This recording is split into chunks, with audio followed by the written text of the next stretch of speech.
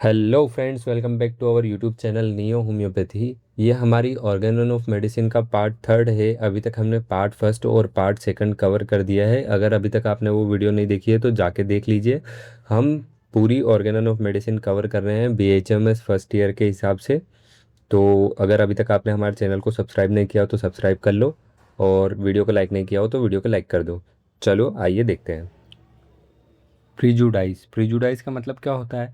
प्रीजुडाइज का मतलब होता है कि आपने किसी के साथ बेईमानी कर ली। बेईमानी इन द सेंस कि कोई आपके पास कोई फैक्ट लेके आया लेकिन आपने उसको नोटिस नहीं किया और अनफेयर जजमेंट कर दिया। जैसे बहुत सी बार जजेस से गलती हो जाती है कि वो जो है दोषी को छोड़ छोड़ देते हैं और निर्दोष को सजा दे देते हैं। तो ये अनफेयर जजमेंट, ये क्या होता है? प्रीजुडाइज होता है। किसी भी चीज़ को बिना देखे बिना एग्जामिन किए आप उसके प्रति ओपिनियन दे रहे हो। ठीक है, किसी इंसान से बात नहीं करी, उससे पहले उसको बोल दिया कि वो तो बेकार इंसान है, घमंडी इंसान है।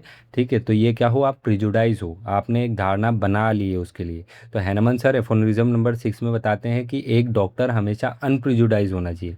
अनप्रिजुडाइज मतलब कि आपको बिना किसी चीज़ को देखे आपको उसके प्रति धारणा नहीं बनानी है, ओपिनियन नहीं देना है। पहले उस चीज़ को देखो, समझो, सुनो और उसके बाद उस चीज़ के लिए आप मेडिसिन दो। मीनिंग ऑफ ऑब्जर्वर, ऑब्जर्वर का मतलब क्या होता है? An observer is a person who has power of careful observation.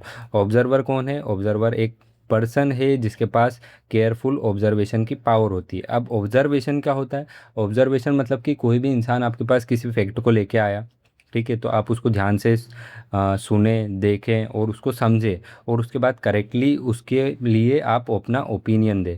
ठीक है, तो आप अनप्रिजुडाइज ऑब्जर्व हैं। और आपने बिना देखे ही किसी चीज़ के लिए ओपिनियन दे दिया, ठीक है, कि जैसे आपके पास क्या एग्जांपल दूं कि अगर कोई आपके पास जो है किसी चीज़ के लिए आया है, किस चीज़ के लिए आया है, अब इसमें मैं केस का ही एग्जांपल दे सकता हूँ कि अगर किसी लड़के ने रेप किया है और आपने बिना उससे सबूत देखे और उसको रेपी मान लिया, रेपिस्ट मान लिया, बस इसलिए कि लोग बाग सब बोल रहे थे, तो ये आप प्रिजुडाइज हो चुके हो कि सब लोग बोल रहे हैं तो मैं भी बोलूँगा कि ये रेपिस्ट है। ठीक है, लेकिन आपको अनप्रिजुडाइज्ड रहना है, उसके बारे में सबूत देखना है और फिर उसके बाद आपको जो है ओपिनियन अपना देना है कि यार वो रेपिस्ट है या नहीं है। ठीक है, तो हमेशा अनप्रिजुडाइज्ड होने के लिए हैनेमन सर बोलते थे। अब ऐसा हैनेमन सर क्यों बोलते थे कि हर हमेशा हमको अनप्रिजुडाइज्ड होना चाहिए? क्योंकि इन aphorism number 6 of organon of medicine, Hahnemann says that an unprejudiced observer is he who is aware of the uselessness of speculations about disease and takes the note of the signs and symptoms of the patient because the physician cannot see the vital force which produces the disease। तो Hahnemann sir ने बोला था aphorism number 6 में कि एक doctor को हमेशा अनप्रिजुडाइज्ड होना चाहिए। अनप्रिजुडाइज्ड इन द सेंस कि हमेशा उसको फैक्ट देखना चाहिए, नोटिस करना चाहिए, उसके बाद ही अपना ओपिनियन देना चाहिए। बिना अपने मन से ही कोई भी धारणा नहीं बना लेना चाहिए। जैसे अपन इसको एक ओपीडी केस को लेके देखते हैं कि आपके पास कोई पेशेंट आया और आपने मान लिया कि इसको तो टाइफाइड फीवर है बिना उसके सिम्टम्स देखे, क्योंकि अभी का टाइम जो है, ठीक है, इसमें टाइफाइड फीवर बहुत हो रहा है, तो ये पेशेंट भी मेरे पास अगर इसको नॉर्मल फीवर भी होगा तो मतलब इसको टाइफाइड फीवर है। तो आपने उसके साइंस एंड सिम्टम्स तो लिए ही नहीं, तो आपने तो उससे पूछा ही नहीं कि उसको क्या हो रहा है, आपने तो अपना ओपिनियन दे दिया, तो आप प्रिजुडाइज हो चुके हो। आपको हमेशा अनप्रिजुडाइज रहना है। क्यों रहना है? क्योंकि जो वाइटल फोर्स है वो डीअरेंजमेंट हुआ है और आप उसका डीअरेंजमेंट तो देख ही नहीं सकते हो ना, आप तो केवल और केवल साइंस एंड सिम्टम्स देख सकते हो। तो आपको हमेशा जब भी पेशेंट आता है तो सबसे पहले उसको बिठाना है, उसके साइंस एंड सिम्टम्स पूछना है, उसके बाद आपको उसकी डिसीज़ को डिसाइड करना है और फिर मेडिसिन देना है। तो हैनेमन सर को पता था कि अनप्रिजुडाइज ऑब्जर्वर वो होता है जो किसी भी धारणा को बिना सोचे समझे मानता नहीं है। ठीक है, यूजलेसनेस ऑफ स्पेकुलेशन मतलब कि धारणाओं को, यूजलेसनेस को जानता है कि यार ये तो चलो कोई बात नहीं, मतलब सबने रेपिस्ट बोल दिया इसका मतलब ये रेपिस्ट नहीं हुआ है, या सबको टाइफाइड है इसका मतलब इस पेशेंट को भी टाइफाइड नहीं है। ठीक है, मैं साइंस एंड सिम्टम लूँगा और उसके बाद फिर इस पेशेंट को मेडिसिन दूंगा। ये होता है अनप्रिजुडाइज्ड ऑब्जर्वर। ठीक है, जब भी एग्जाम में ये आता है तो सबसे पहले आपको प्रिजुडाइज की डेफिनेशन लिखना है कि क्या होता है, मीनिंग लिखना है, फिर ऑब्जर्वर का लिखना है, फिर हैनेमन सर ने क्या बोला था फिर वो लिखना है। इरर्स ड्यू टू प्रिजुडाइज, अब अगर आप अपनी सोच को सीमित कर देते हैं और प्रिजुडाइज हो जाते हैं तो उसके क्या नुकसान है? प्रिजुडिक्शन और biasness causes the following two types of error. अब अगर आप प्रिजुडाइज हो जाते हैं या बेसिस हो जाते हैं तो आपसे दो बड़ी गलतियां होंगी। कौन कौन सी? एक तो नॉन ऑब्जर्वेशन और एक माल ऑब्जर्वेशन। प्रिजुडाइज होने की वजह से या तो आप कुछ ऑब्जर्व ही नहीं करेंगे, ठीक है, आपने मान लिया सबको टाइफाइड हो रहा है तो इसको भी टाइफाइड होगा। The physician has a fixed idea and fails to observe, आप कुछ ऑब्जर्व ही नहीं करेंगे the actual fact and peculiar symptoms presented by the patient. और माल ऑब्जर्वेशन, माल ऑब्जर्वेशन क्या होता है? The physician observe incorrectly but believes their incorrect observation is truth. अब आपने क्या किया कि आपने सब कुछ सुना देखा, लेकिन आपको क्या लग रहा है कि यार ये तो बेकार बोल रहा है, ठीक है, इसको तो टाइफाइड ही है, मैंने सब कुछ सुन लिया देख लिया इसको, लेकिन मेरे को तो टाइफाइड ही लगता है। तो आपने अपने आप में पहले से ही धारणा बना ली थी, इसीलिए आपको ऐसा लग रहा है कि उसको टाइफाइड है, नहीं है तो भी आपको लगेगा, ठीक है। तो दो गलतियां होती है, एक तो नॉन ऑब्जर्वेशन मतलब कि आपने कुछ भी ऑब्जर्व नहीं किया, और एक माल ऑब्जर्वेशन कि आपने कोशिश तो की लेकिन आपने गलत ऑब्जर्व किया, but of loss of capability of reasoning, ठीक है। डिफरेंस क्या होता है अब इसमें? नॉन ऑब्जर्वेशन तो एकदम कंप्लीटली नेगेटिव हो गया ना, क्योंकि आपने कुछ ऑब्जर्व करने की कोशिश ही नहीं करी, लेकिन माल ऑब्जर्वेशन जो है वो इनकरेक्ट ऑब्जर्वेशन है। Non observation is completely negative because the physician does not observe anything at all, ठीक है, कुछ भी ऑब्जर्व करना ही नहीं चाहता। Whereas mal observation is positive because the physician does observe but the observation is wrong. Mal observation में क्या हुआ कि फिजिशियन जो है वो ऑब्जर्व करने की कोशिश करता है लेकिन वो गलत ऑब्जर्वेशन कर लेता है। Who is a unprejudiced observer? आप किसे बोलोगे कि ये अनप्रिजुडाइज ऑब्जर्वर है? A unprejudiced observer is he who is well aware of uselessness of speculations, ठीक है। एक अनप्रिजुडाइज ऑब्जर्वर वो होता है जो वेल अवेयर होता है कि यार लोग भले कुछ भी बोले, ठीक है, स्पेकुलेशंस भले कुछ भी हो, ये सब यूजलेस है, क्योंकि मैं वाइटल फोर्स को तो देख ही नहीं सकता हूँ ना, मैं डिसीज़ को देख ही नहीं सकता हूँ, मैं केवल और केवल साइन सिम्टम्स देख सकता हूँ, तो मैं साइन एंड सिम्टम्स को ही देखूंगा और उसके थ्रू ही मेडिसिन दूंगा। About the disease and take notes of signs and symptoms of the patient which when taken together in their totality represent the disease in its full extent. Aphorism number 6 में Hahnemann sir ने बोला है, the unprejudiced observer is the only physician and the true scientist. जो unprejudiced observer रहता है वही एक सच्चा फिजिशियन रहता है, क्योंकि वो किसी की कहा सुनी में नहीं आता है, ठीक है, वो पेशेंट को अच्छे से देखता है, साइंस एंड सिम्टम्स को नोट करता है, उसके बाद उसकी डिसीज़ को डिसाइड करता है, फिर मेडिसिन देता है ना कि। और जो अनप्रिजुडाइज ऑब्जर्वर रहता है वही एक ट्रू साइंटिस्ट रहता है और एक फिजिशियन रहता है। Benefits of being unprejudiced. अब अनप्रिजुडाइज्ड अगर आप रहते हो तो आपके क्या क्या बेनिफिट मिलेंगे? तो एवरी पेशेंट इज़ डिफरेंट, हर एक इंसान अपने आप में अलग है। Even if the disease name is same, मान लो किसी दो पेशेंट को पाइल्स है लेकिन दोनों के सिम्टम्स अलग अलग हो सकते हैं ना। Therefore forming an pre convinced idea about any patient is always wrong. इसीलिए आप किसी भी पेशेंट को, मान लो कि दो पेशेंट है, दोनों को पाइल्स है, लेकिन दोनों पेशेंट डिफरेंट है, ठीक है, उनकी पसंद नापसंद क्या क्या, उनको क्या करते हैं, डेली लाइफ क्या है, सब कुछ अलग है। तो आप पहले से ही मान लो कि दोनों को पाइल्स है तो इसको एस्कुलस चलेगी तो ये गलत बात है, या रेटेनिया चलेगी तो गलत बात है। आपको पेशेंट को देखना है, ठीक है, उससे साइंस एंड सिम्टम्स लेना है, फिर मेडिसिन को प्रिस्क्राइब करना है। Prejudice make the physician deviated from the homoeopathic principles and lead to the faulty treatment. Prejudice अगर आप हो जाते हैं तो फिजिशियन जो है वो डेविएट हो जाता है होम्योपैथिक प्रिंसिपल से, और वो क्या करने लगता है, फॉल्टी ट्रीटमेंट करने लगता है, उसका ट्रीटमेंट काम का नहीं रहता है।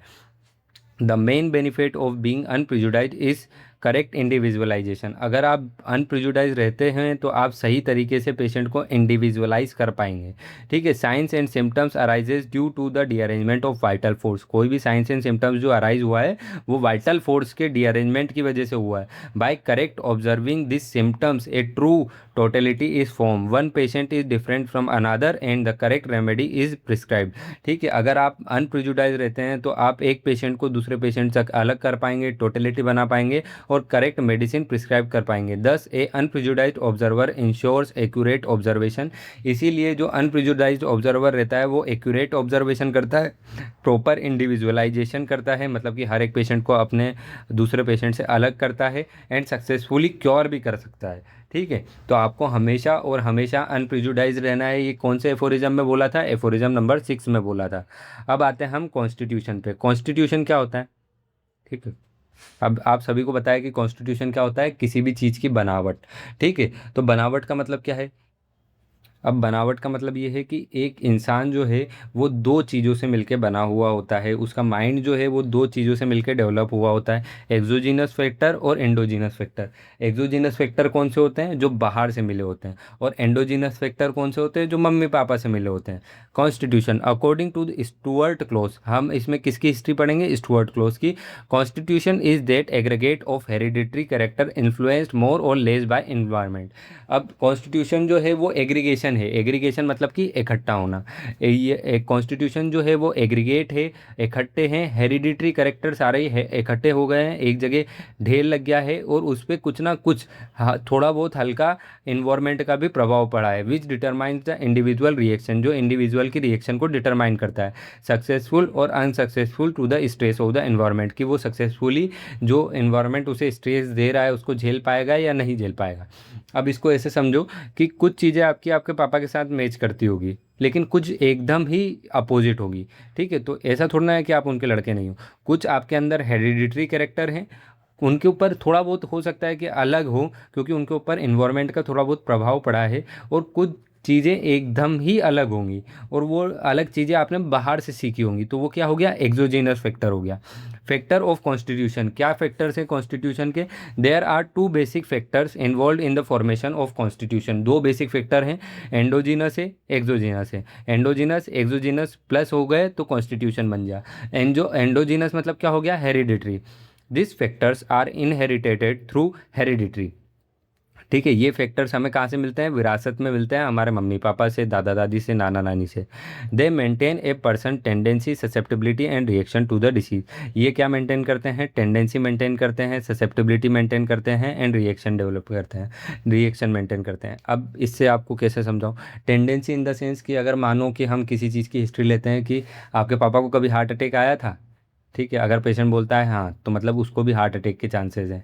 ठीक है, किसी के परिवार में कैंसर की टेंडेंसी रहता है कि उसकी मम्मी को कैंसर था, उनकी लड़की को कैंसर था, तो उनकी लड़की को भी कैंसर होगा। ठीक है, ये क्या होता है? ये हेरिडिटरी में मिले होते हैं। ससेप्टिबिलिटी इन द सेंस कि आप पेन के लिए कितने ज़्यादा ससेप्टेबल हो, किसी चीज़ के लिए आप कितने ससेप्टेबल हो। ठीक है, अगर आपको बाहर से कोई दुख दे रहा है तो आप कितनी देर में रोते हो, ये भी आपको कहाँ से मिलता है? मम्मी पापा से मिलता है। And reactions to the disease, आप उस डिसीज़ से लड़ पाते हो या नहीं लड़ पाते हो। ठीक है, तो ये भी कहाँ से मिलता है? हेरिडिटरी से मिलता है। लड़ना आपको नहीं है ना, आपकी इम्यूनिटी को लड़ना है, तो आपके डब्ल्यूबीसी लड़ पाएंगे या नहीं लड़ पाएंगे? जो नहीं लड़ पाएंगे उनको बार बार कैंसर होगा, जो लड़ लेंगे उनको नहीं होगा। ठीक है, ये कहाँ से डिवाइड हो रहा है? ये हेरिडिटरी से हो रहा है। एक्सोजीनस फैक्टर कौन से होते हैं? Environmental factor. This are environmental factor, they are not inherited but affect the person through surrounding such as climate, diet, life style. अब मान के चलो कि कोई एकदम ठंडे क्लाइमेट में रहता है तो उसका रहना अलग होगा। ठीक है, कोई एकदम हॉट इन्वायरमेंट में लेता है तो उसका रहना अलग होगा। जैसे मान लो कि जो अपना हिमालयन साइड्स में रहते हैं, जैसे यूपी हो गया या बिहार हो गया, वहाँ पे ठंड भी काफ़ी तेज़ पड़ती है और गर्मी भी काफ़ी तेज़ पड़ती है। अगर वहाँ के एक व्यक्ति को अपन ठंड के टाइम पे एमपी में लेके आ जाएं, ठीक है, तो उसको बिल्कुल ठंड नहीं लगेगी। ठीक है, स्वाभाविक सी बात है। और जितना ज़्यादा अपन कोस्टल रीजन्स पे जाते जाएंगे, जैसे तमिलनाडु वगैरह, तो उधर तो उसे बहुत ही गर्मी लगेगी। ठीक है, उसे ठंड के टाइम पे भी गर्मी महसूस होगी। तो ये क्लाइमेट का डिफरेंस आ गया। अब डाइट का डिफरेंस आ जाता है। जैसे कोई इंसान अपने यहाँ पे तो इंडिया में कितनी अलग अलग डाइट है। जैसे मान के चलो कि तमिलनाडु में जो मेन फूड है वो क्या है? चावल और फिशेस। ठीक है, नॉन वेज। इसके बाद फिर अगर एमपी में आ जाओगा तो दाल बाटी ढोकला। ठीक है, यहाँ पे अधिकतर आपको वेजिटेरियन देखने को मिलेंगे, तो डिसीज़ भी अलग अलग हो जाती है। ठीक है, उनका रहना सहना अलग हो जाता है, खाना पीना अलग हो जाता है, तो उनका जो तौर तरीका है, जो डिसीज़ हैं वो भी अलग हो जाती हैं। जैसे एमपी में जो है वो टीबी वगैरह बहुत ज़्यादा देखने को मिलती है। ठीक है, वहीं अगर आप पंजाब साइड हो चले जाओगे तो आपको वहाँ पे सबसे ज़्यादा ब्लड प्रेशर की प्रॉब्लम्स देखने को मिलेगी। ठीक है, तो लाइफ स्टाइल चेंजेस की वजह से ये सब होता है। इसके बाद फिर एंडोजीनस और एक्सोजीनस फैक्टर। अब एंडोजीनस और एक्सोजीनस फैक्टर इस तरीके से एक इंसान के अंदर मिक्स हो जाते हैं कि आपका कैरेक्टर जो है वो आपके मम्मी पापा से भी अलग होगा। यूनिक कॉन्स्टिट्यूशन, अपने आप में ही अलग कॉन्स्टिट्यूशन फॉर्म होगा। दिस कॉन्स्टिट्यूशन में different from your parents, grand parents. This proves that every individual has a unique constitution. यहीं से पता लगता है कि हर एक इंडिविजुअल अपने आप में अलग है। ठीक है, समझ गए कुल मिला के क्या है? एक एंडोजीनस है, एक एक्सोजीनस है, दोनों एक इंसान के अंदर इस तरीके से मिक्स होते हैं कि एक नया कैरेक्टर मिल जाता है। ठीक है, एक्सोजीनस फैक्टर जो हमें इन्वायरमेंट से मिलते हैं और एंडोजीनस फैक्टर जो हमें मम्मी पापा से मिलते हैं। अब फॉर्मिंग कॉन्स्टिट्यूशन का ये डायग्राम बना हुआ है कि स्पर्म आया, ओवम आया, बेबी का बर्थ हुआ, बेबी के बर्थ के ऊपर कुछ एक्सोजीनस फैक्टर्स आए और डेवलपमेंट ऑफ इंडिविजुअल कैरेक्टर हो गया। इसके बाद फिर अपन बात करते हैं each persons constitution is entirely different from another. Constitution helps define the relation between the health and disease and guide the physician in the treatment.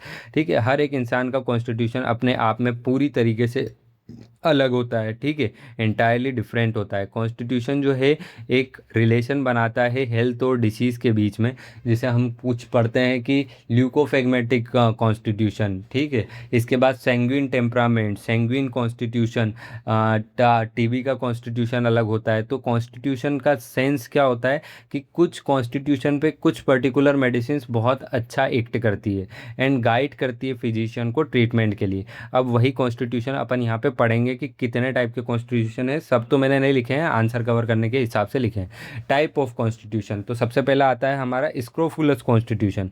स्क्रोफुलस constitution क्या होता है? Scrofulous constitution is characterised by glandular affection with swellings of the gland.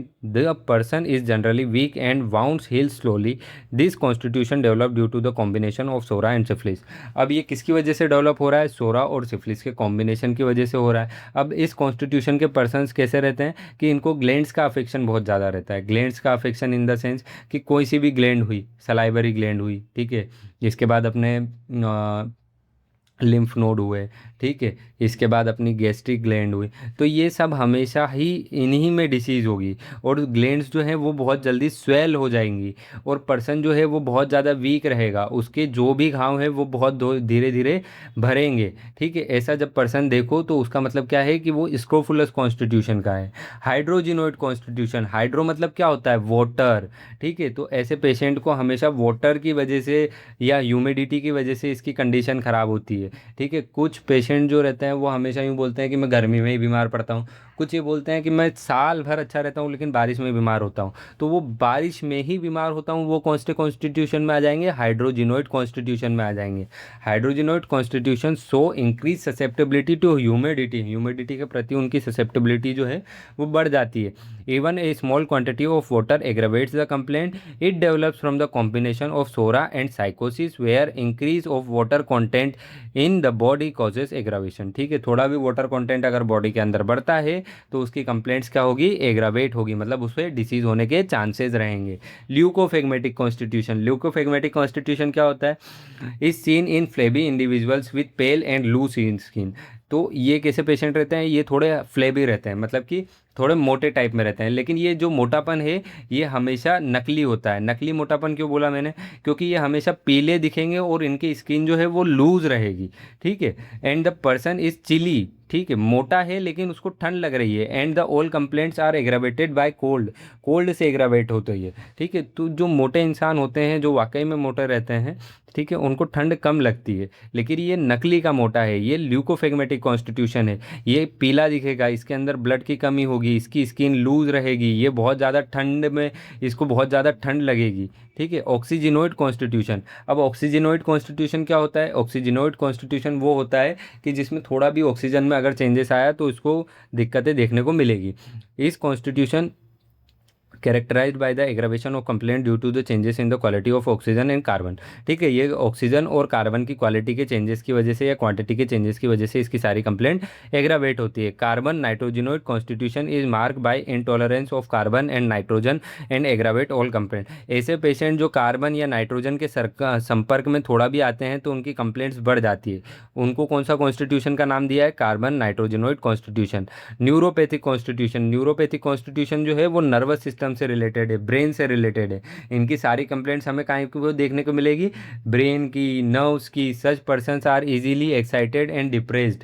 ठीक है, ये बहुत जल्दी excite हो जाते हैं और बहुत जल्दी डिप्रेशन में भी चले जाते हैं। इसके बाद आता है बिलियस कॉन्स्टिट्यूशन। बिलियस कॉन्स्टिट्यूशन, बाइल कहाँ पे देखने को मिलता है? बाइलरी सिस्टम में। तो ऐसे पेशेंट की जो भी डिसीज रहेगी वो बाइलरी सिस्टम से रिलेटेड रहेगी। फैक्टर्स ऑफ कॉन्स्टिट्यूशन, अब कौन कौन से फैक्टर्स है जिससे डिसाइड होता है कि ये पेशेंट कौन से कॉन्स्टिट्यूशन का है? तो constitution constitution consist chiefly of the following constitution. अब इसमें हम देखते हैं सबसे पहले physical makeup of the body. इंसान मोटा है, पतला है, दुबला है, ठीक है, बहुत ज़्यादा दुबला है या बहुत ज़्यादा मोटा है, ये भी एक कॉन्स्टिट्यूशन का पैरामीटर होता है। टेम्परामेंट, वो नर्वस टेम्परामेंट का है, चिली पेशेंट है, वो एक्साइटेबल है, इरिटेबल है, किस टाइप का टेम्परामेंट है, हीट एंड कोल्ड के प्रति उसका क्या रिएक्शन है, desire, aversion, intolerance of food, उसे क्या खाने की इच्छा होती है, वो क्या बिल्कुल भी नहीं खाता, और वो किस चीज़ को टॉलरेट ही नहीं कर सकता। मतलब कि अगर उसके सामने दाल ला दो, या बहुत सारे इंसान रहते हैं ऐसे ऐसे रहते हैं जिसको जो है धनिया नहीं खाना रहता, अगर सब्जी में धनिया डला हुआ है तो वो सब्जी ही नहीं खाएंगे। ठीक है, देखे होंगे ऐसे आपने, कोई ऐसे रहते हैं जो बिल्कुल मिर्ची, तीखी मिर्ची, जो पीसी हुई मिर्ची रहती है वो खाते ही नहीं है। ठीक है, अगर थोड़ी भी मिर्ची डाल दी तो वो खाना ही नहीं खाएंगे।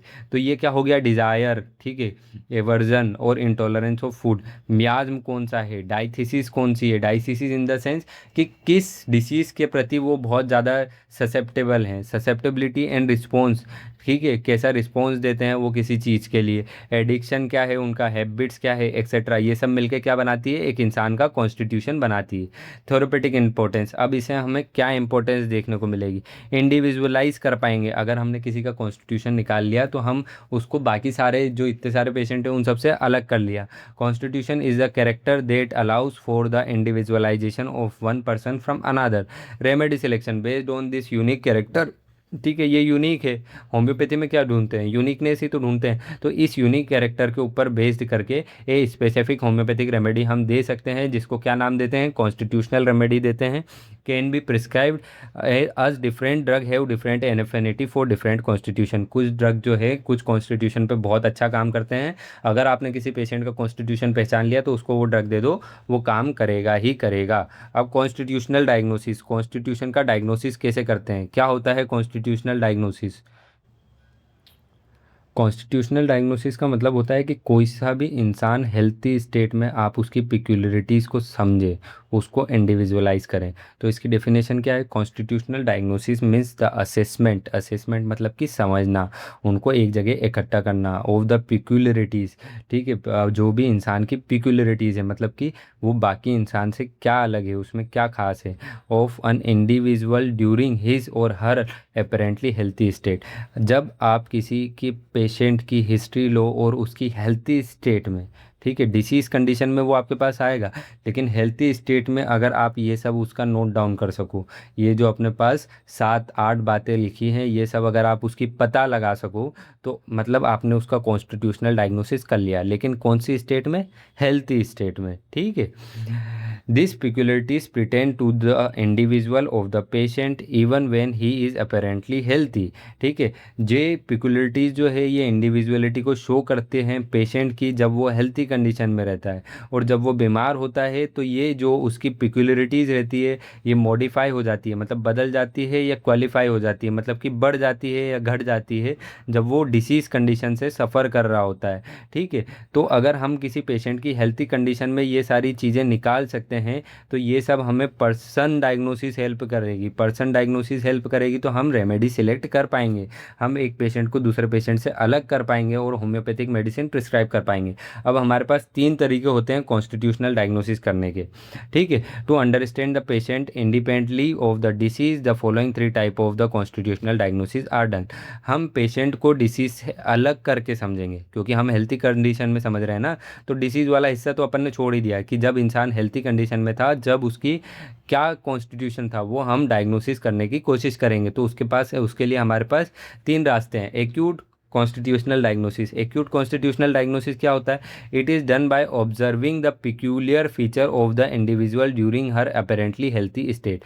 हम पिक्यूलियर फीचर, पिक्यूलियर फीचर मतलब कि खास फीचर जो एक इंसान को दूसरे इंसान से अलग कर दे, जो उसको अलग शो कर दे कि यार ये अलग है। ठीक है, तो वो जब हम हेल्थी कंडीशन में पता कर लेते हैं कि यार इसकी हेल्थी कंडीशन में ये कैरेक्टर इसमें सबसे अलग था, तो क्या कर लिया हमने, एक्चुअल कॉन्स्टिट्यूशनल डायग्नोसिस कर लिया।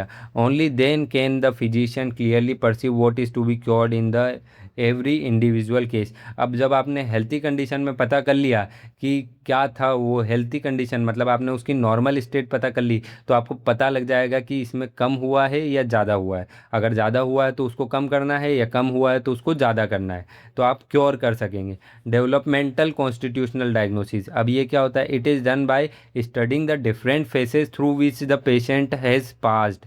ठीक है, हम इसमें क्या पढ़ते हैं कि पेशेंट कौन कौन सी डिफरेंट फेसेस से पास हुआ है।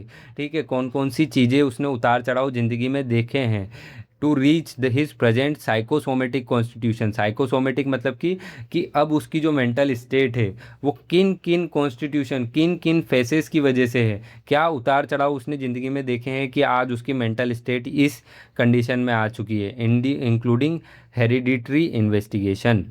Environmental constitutional diagnosis, it is done by assessing the individual characteristic reactions and modalities, that is how person react to the environment when with respect to the time place and circumstances. अब इसमें environmental constitutional diagnosis में हम क्या करते हैं कि किसी भी पर्सन को हम रिएक्शन देखते हैं कि वो इन्वायरमेंट के प्रति क्या रिएक्शन देता है, मतलब कि किसी इंसान ने उसको चिल्ला दिया तो वो क्या प्रतिक्रिया देगा, या किसी इंसान ने उसको डांट दिया, मारा, तो वो क्या प्रतिक्रिया देगा, वो मारने जाएगा, ठीक है, या तो फिर चुपचाप बैठ जाएगा, या तो फिर अलग चला जाएगा, क्या प्रतिक्रिया उसने दी टाइम प्लेस और सर्कमस्टांसेस को देख के।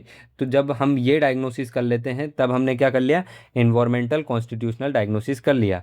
Factors related to constitutional diagnosis, तो वही सब है, physical makeup of the body, temperament, heat and cold reaction, desire, aversion, intolerance of the food, miasm, diathesis, susceptibility and response, addiction, habit, etcetera. Constitutional medicine क्या होती है, तो अभी हम लास्ट में पढ़ के आए कि कॉन्स्टिट्यूशनल मेडिसिन वो होती है जो किसी पर्सन के कॉन्स्टिट्यूशनल डिफेक्ट को पूरा कर दे। एक constitutional remedy is a medicine that cures the constitutional defect of the person. किसी पर्सन में कॉन्स्टिट्यूशनल डिफेक्ट आ गया, कॉन्स्टिट्यूशनल डिफेक्ट मतलब कि पहले वो शांत स्वभाव का था, अब वो चिड़चिड़ा हो गया है, तो वापस से उसको क्या करना है, शांत करना है। ठीक है, या तो फिर वो पहले बहुत अच्छे से रहता था, सबसे घुल मिल के रहता था, लेकिन आजकल वो कमरे में बंद रहता है, अकेला रहता है, क्योंकि लोगों ने उसको इतना सताया है। तो जब आप उस चीज़ को क्योर कर लोगे तो आप उसकी डिसीज़ को भी क्योर कर लोगे। This defect arises from endogenous, hereditary और एक्सोजिनस इन्वायरमेंटल फैक्टर। जैसे मैंने बताया कि कुछ बाहर से भी आ सकता है, कुछ अंदर से भी आ सकता है। All anti miasmatic remedy are constitutional remedy. जितनी भी एंटी मियाजमेटिक रेमेडी है वो सब कैसी रेमेडीज है, कॉन्स्टिट्यूशनल रेमेडीज है। इसके बाद अब हम पढ़ेंगे ऑब्स्टिकल्स टू क्योर। अभी हम पढ़ के आए ऑब्स्टिकल्स टू क्योर, ठीक है, बताओ कहाँ पढ़ के आए, सब कमेंट में लिख के जाना है कहाँ पढ़ के आए, ठीक है, देखूंगा मैं। तो डेफिनेशन क्या है ऑब्स्टिकल्स टू क्योर, मैंने आपको सब कुछ बता दिया कि हमारे पास पेशेंट आया, हमने उसके साइंस एंड सिम्टम्स लिए, प्रॉपर मेडिसिन का सिलेक्शन किया, प्रॉपर डोज का सिलेक्शन किया, प्रॉपर रिपीटेशन किया, ठीक है, फिर भी पेशेंट का क्योर नहीं हुआ, तो उसके क्या कारण हो सकते हैं कि उसको कोई ऑब्स्टिकल्स, अड़चन आ रही हो क्योर करने में। और वो अड़चन कैसी हो सकती है, मेंटेनिंग भी हो सकती है, एक्साइटिंग भी हो सकती है, ठीक है, या तो फिर वो कैसी हो सकती है, मियाजमेटिक हो सकती है, या तो फिर वो कैसी हो सकती है, पैथोलॉजिकल हो सकती है। अब उसको हम डिटेल में पढ़ेंगे। Obstacles to cure are those factor which prevent, delay और interfere with the action of indicated homoeopathic remedy even when it is correctly prescribed. आपने सब कुछ सही से किया, बहुत अच्छे से मेडिसिन प्रिस्क्राइब की, गुड, वेरी गुड, लेकिन फिर भी कुछ फैक्टर्स ऐसे हैं पेशेंट के जो उसके क्योर को प्रिवेंट कर रहे हैं, मतलब कि रोक रहे हैं, या तो फिर डिले कर रहे हैं, मतलब कि उसका क्योर धीरे धीरे हो रहा है, या तो फिर इंटरफेयर ही कर दिया बिल्कुल, कि एक जगह आके आपका क्योर रुक गया, मतलब कि प्रोसेस चल रही थी, 50% क्योर हो गया, लेकिन कुछ ऐसा हुआ कि 50% से आगे पेशेंट क्योर नहीं हो रहा है, मतलब उसकी बीमारी सही नहीं हो रही है। There are certain factors which prevent the cure even when the correct homeopathic medicine is given in proper dose and repetition।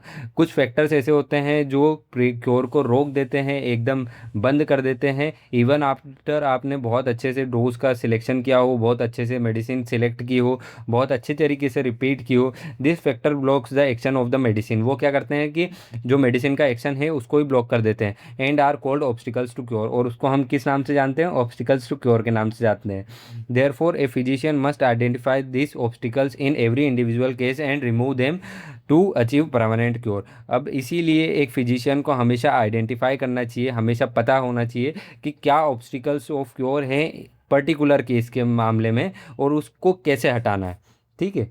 This the obstacles to cure are mainly of the following type, इन type में आ जाते हैं कौन कौन से, exciting और maintaining miasmatic physiological कोज। अब एक्साइटिंग और मेंटेनिंग कोज क्या है? दिस आर एक्सटर्नल और इंटरनल फैक्टर। ये कैसे होते हैं? या तो एक्सटर्नल फैक्टर होते हैं या इंटरनल फैक्टर होते हैं दैट एक्साइट्स और मेंटेन्स द डिसीज स्टेट। क्या करते हैं? या किसी भी डिसीज स्टेट को या तो एक्साइट करेंगे मतलब कि बढ़ा देंगे, या उसको मेंटेन करके रखेंगे। Such as faulty diet, poor hygiene, bad habit और अनहाइजीनिक सराउंडेड। मतलब कि क्या है? फॉल्टी डाइट आपने ली, स्टार्टिंग में समझा चुका हूँ, ज़्यादा टाइम नहीं लूँगा। फॉल्टी डाइट ली, ख़राब खाना खाया, ठीक है, पुअर हाइजीन में रहे, अच्छे से नहाए धोए नहीं, आपकी बेकार हैबिट है, आप सिगरेट पीते हो, दारू पीते हो, नशा करते हो, और फिर बोलते हो कि मैं बीमार हूँ। तो आप बीमार नहीं होगे तो क्या होगे? अनहाइजीनिक सराउंडिंग में रहते हो। Even the best indicated homeopathic medicines will not act properly if such causes continue. अगर ये सब कंटिन्यू रहा तो होम्योपैथिक मेडिसिन कोई सी भी, इनफैक्ट होम्योपैथिक या कोई सी भी मेडिसिन काम नहीं करेगी।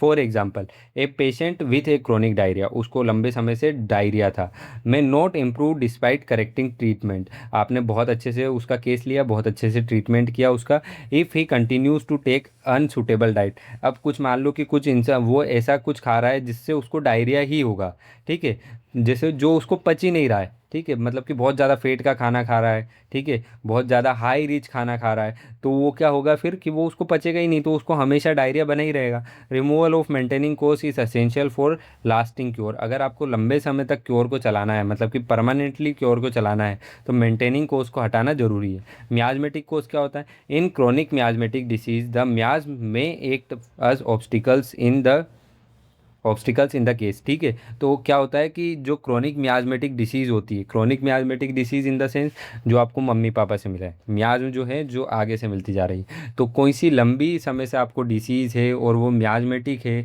और उसकी वजह से अगर आपको कोई मतलब कि आप क्योर नहीं कर पा रहे हो, तो उसको क्या बोलते हैं? मियाजमेटिक डिसीज़ बोलते हैं, ठीक है, मियाजमेटिक कोज बोलते हैं। अब उसके लिए आपको मियाज्म को हटाना बहुत ज़्यादा ज़रूरी है।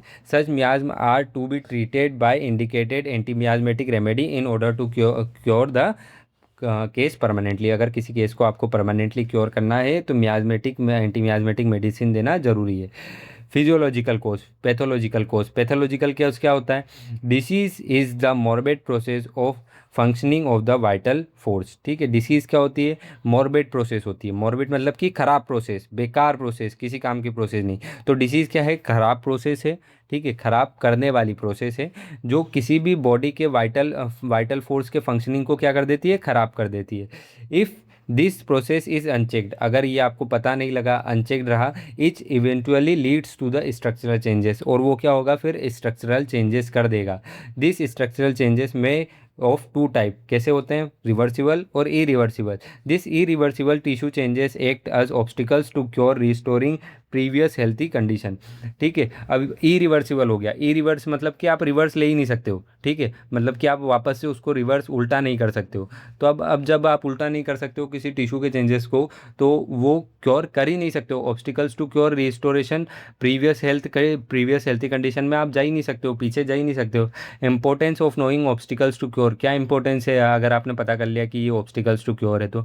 स्पेशली इन क्रोनिक केसेस, अगर हम क्रोनिक केसेस की बात करें जो लंबे समय से हैं, 1 महीने से, 2 महीने से, 3 महीने से, 1 साल से, 3 साल से, the physician must carefully look for any obstacles to cure. तो ऐसे केसेस में फिजिशियन को ध्यान से देखना चाहिए कि क्या ऑब्स्टिकल्स टू क्योर आ रहा है, हर एक केस में देखना चाहिए, ठीक है, क्योंकि हर एक केस में ऑब्स्टिकल्स टू क्योर अलग अलग होता है।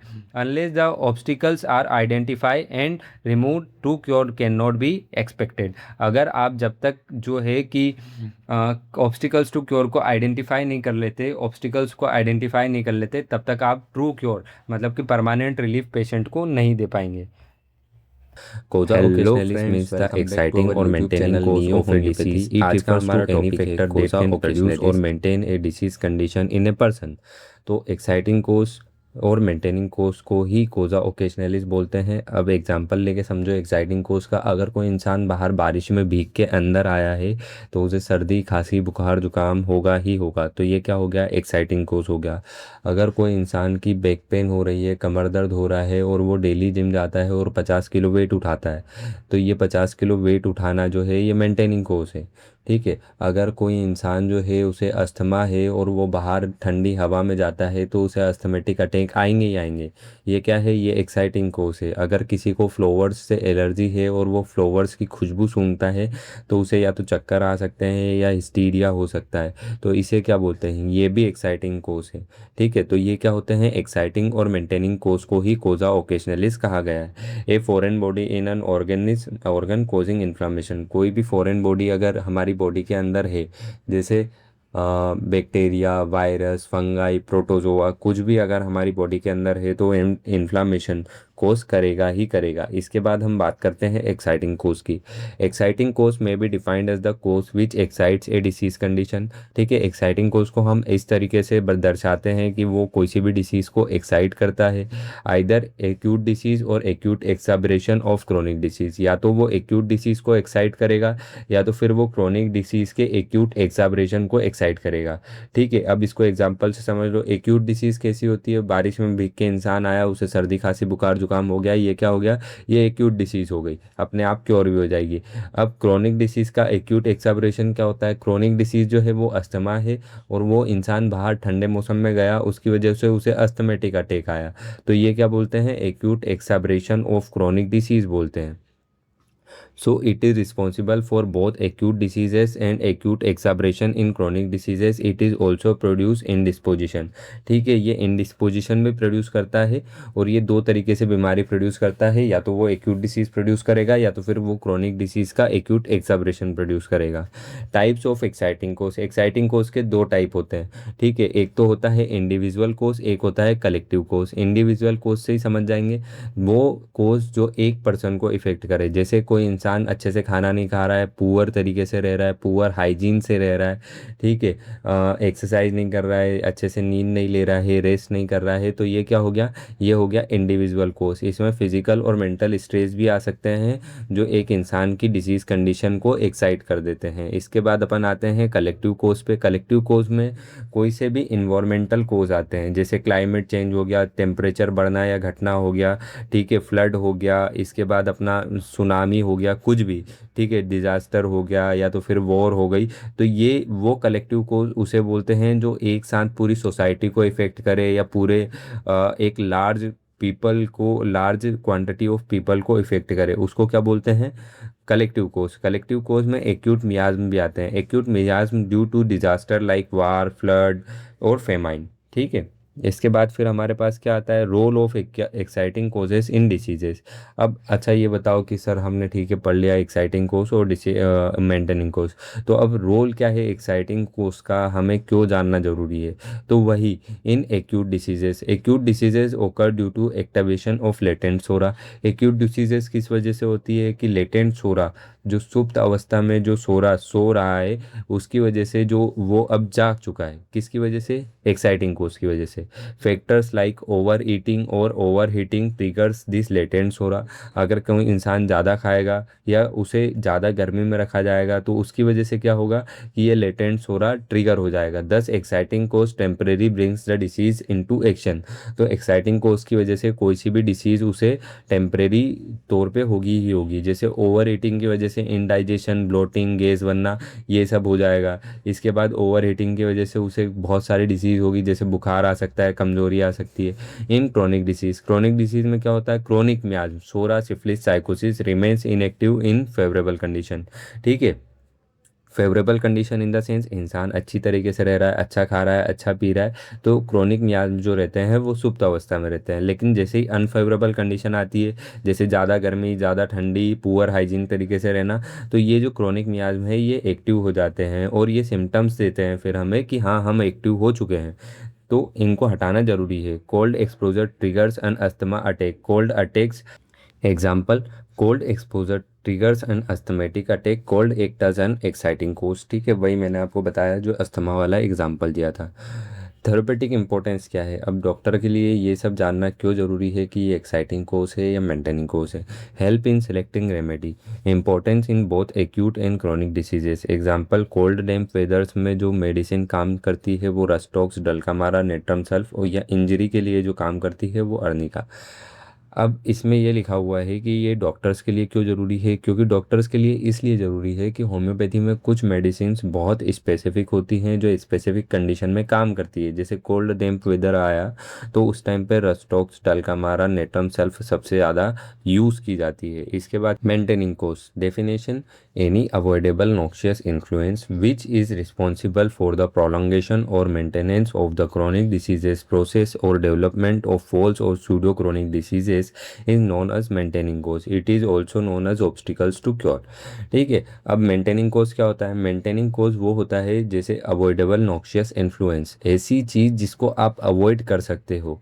ठीक है। नॉक्शियस इन्फ्लुएंस जो आपको डिसीज़ करा रही है, जैसे कोई इंसान को लीवर की प्रॉब्लम है, जब तक वो दारू पिएगा तब तक उसका लीवर सही नहीं होगा। जब वो दारू छोड़ेगा उसके बाद ही शायद उसका लीवर सही हो सकता है। ठीक है। अब किसी इंसान को कमज़ोरी है और वो खाना ही नहीं खा रहा है।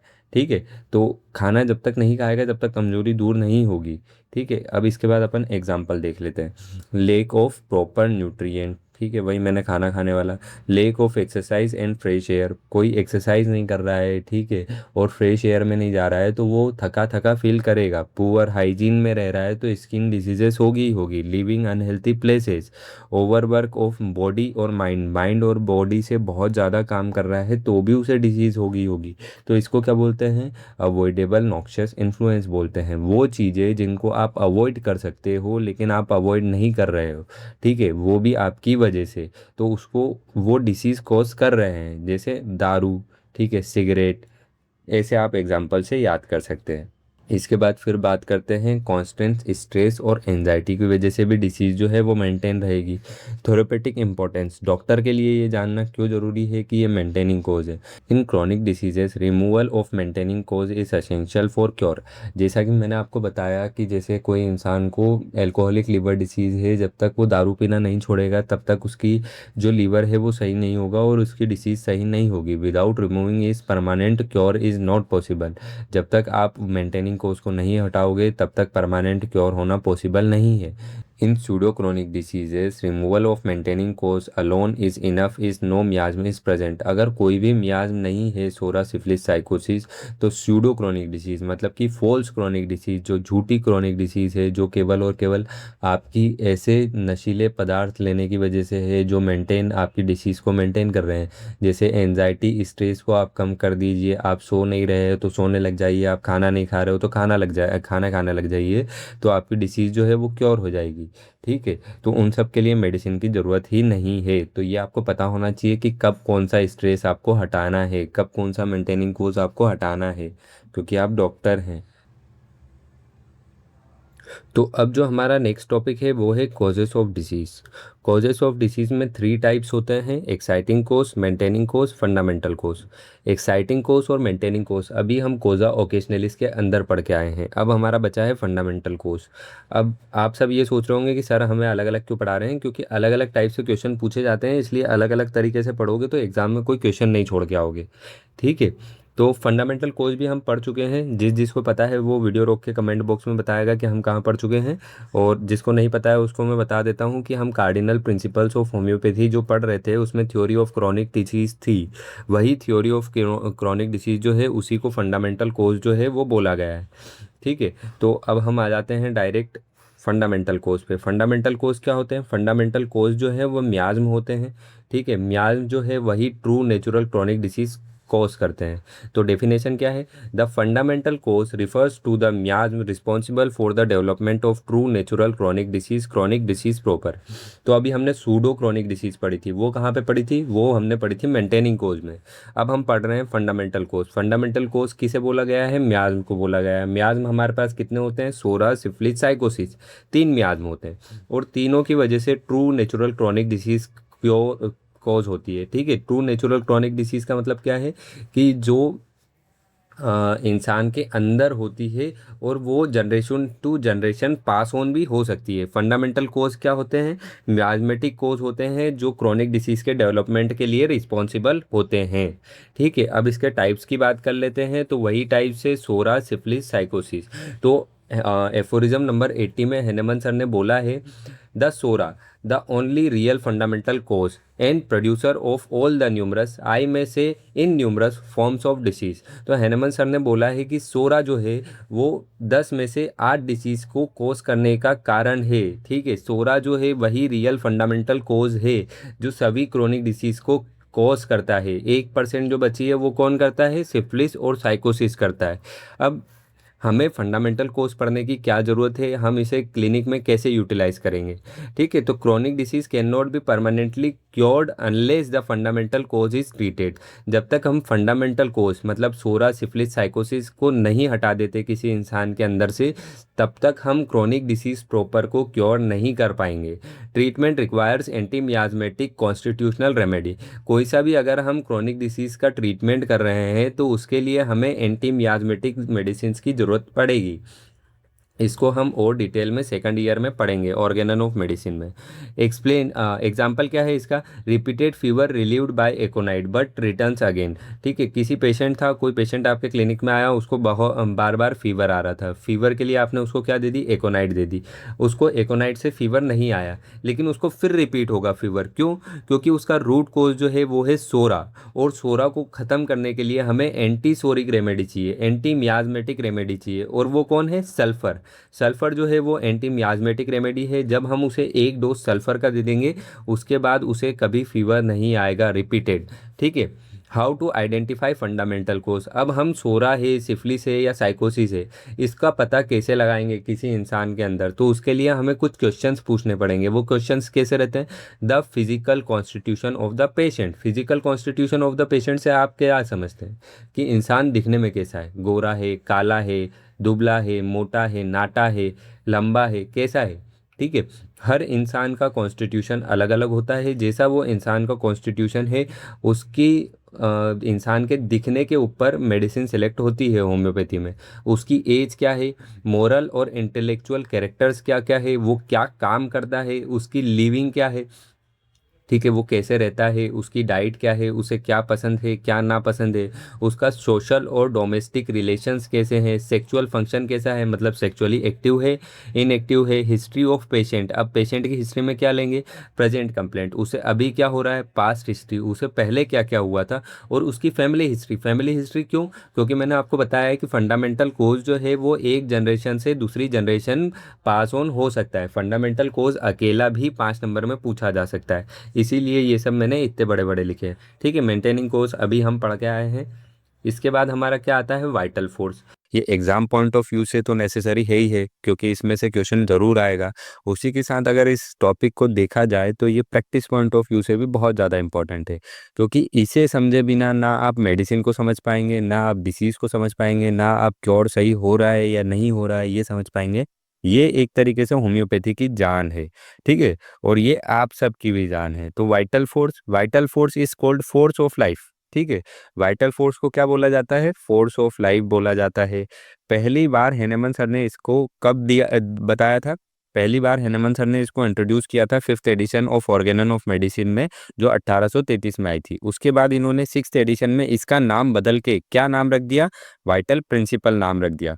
ठीक है, तो हैनमन सर का कहना था कि बॉडी जो है वो केवल मटेरियल थिंग से नहीं बनी हुई है। Material thing in the sense cell, tissue, nerve, blood, ठीक है, और इन सब से बनी हुई नहीं है। जबकि बॉडी में कुछ स्पिरिट लाइक है, स्पिरिचुअल है, जो हमारी बॉडी को काम कराता है। क्योंकि सेल के सभी कंपोनेंट आज सभी साइंटिस्टों को पता है, लेकिन वो लिविंग सेल नहीं बना सकते। ठीक है, मुर्दे के अंदर भी ये सारी चीज़ें होती हैं, ब्लड होता है, ठीक है, सेल्स होते हैं, टिश्यू होते हैं, नर्व होते हैं, माइंड होता है, लेकिन वो भी जिंदा नहीं होता। ठीक है, तो अब इनमें और हम में कुछ तो अलग है। तो वो अलग क्या है? वो अलग वाइटल फोर्स है, जिसको हमने फोर्स ऑफ लाइफ बोला है। तो ह्यूमन बीइंग जो है वो 3 चीज़ों से मिलकर बना हुआ है।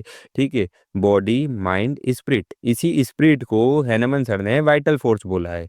तो स्पिरिट जो है वो डिफरेंट एक्शन और रिएक्शन प्रोड्यूस करती है लाइफ के अंदर।